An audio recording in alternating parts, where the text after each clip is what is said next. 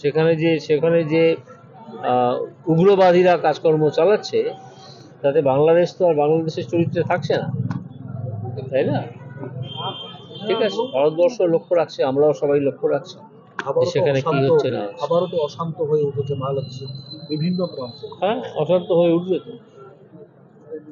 ঠিক, হাসিনার ছেলে বলছে মা ইন্ডিয়াতে সেফলি ভাবেই রয়েছে এবং ঠিকঠাক ভাবে থাকে। আমি এ সম্বন্ধে কোনো মন্তব্য করব না।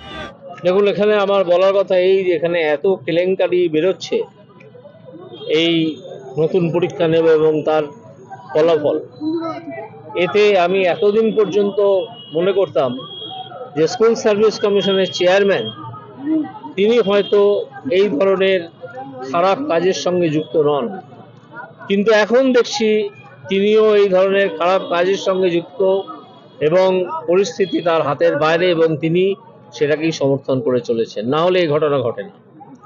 এর বিরুদ্ধে যে মামলা হয়েছে, আমরা আদালতের রায়ের জন্য অপেক্ষা করব। দেখুন, এই নির্বাচিত সাংসদের মাথার ঠিক আছে কিনা আমার জানা নেই, সেটা পরীক্ষা করে আগে দেখা দরকার। নাহলে তিনি যেসব কথাবার্তা বলেছেন তার কোনো মানেই হয় না। কারণ এই রাজভবনে অস্ত্রশস্ত্র থাকবে কি থাকবে না, ঢুকবে কি ঢুকবে না, এটা তো নজরে রাখবেন পুলিশ প্রশাসন। কোনো পুলিশের সর্বোচ্চ কর্তা ডিজি বলছেন না এরকম কোনো খবর নেই? তিনি বলেছেন, হ্যাঁ, কালকে টিভিতে আমরা শুনেছি তিনি বলেছেন।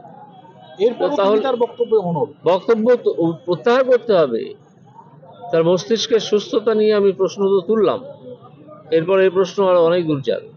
অবশ্য আজকে বলছেন যে নতুনদের দাবি দেওয়ার ক্ষেত্রে কোনো রকম ডেপুটেশনের মাধ্যমে জানাক, আমরা বিবেচনা করব। কিন্তু প্রশ্ন হচ্ছে যে যারা যোগ্য শিক্ষক এবং যারা ইন্টারভিউতে ডাক পাচ্ছেন না, নবম দশমের রেজাল্ট বেরোনোর পরও যারা বাকি রয়ে যাবেন, তাদের কিভাবে চাকরিটা সম্ভব পাওয়া? কেন, মমতা ব্যানার্জি বলেছিলেন না তার প্ল্যান এ আছে, বি আছে, সি আছে, ডি আছে, জেড অবধি অনেক কিছু প্ল্যান আছে।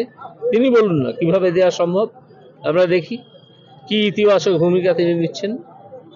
যাবতীয় জোচ্চুরদের দল, একটা জোচ্চুরির কথাবার্তা, মানুষকে ঠকানো, তাদের দুর্নীতির জন্য এত যারা চাকরি করত, যারা সৎভাবে চাকরি পেয়েছিল, কোনো টাকা পয়সা কাউকে না দিয়ে তাদের চাকরিটা চলে গেছে এবং তাদের মধ্যে অনেকেই আবার চাকরিটা পাবে না। এর দায় তো রাজ্য সরকারের এবং যারা রাজ্য সরকার চালাচ্ছেন তাদের। আমি মূলত দায়ী করব মমতা ব্যানার্জি।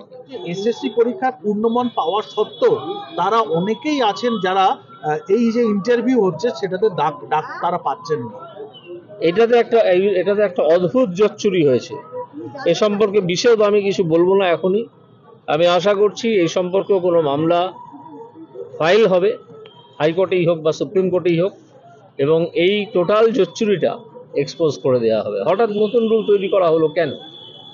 হঠাৎ নতুন রুল তৈরি করে এই লাস্ট এক্সামিনেশন নেওয়া হলো কেন? কাদের উদ্দেশ্যে, কাদের সুবিধার উদ্দেশ্যে, সেটা বার করে আনতে হবে। কাউকে বাঁচানোর জন্য এরকম একটা কাউকে না, অনেককে বাঁচানোর জন্য এরকম একটা পদক্ষেপ নেওয়া হয়েছে। এবং ওই যে বললাম, এতে স্কুলের বর্তমান স্কুল সার্ভিস কমিশনের চেয়ারম্যান যুক্ত আছেন।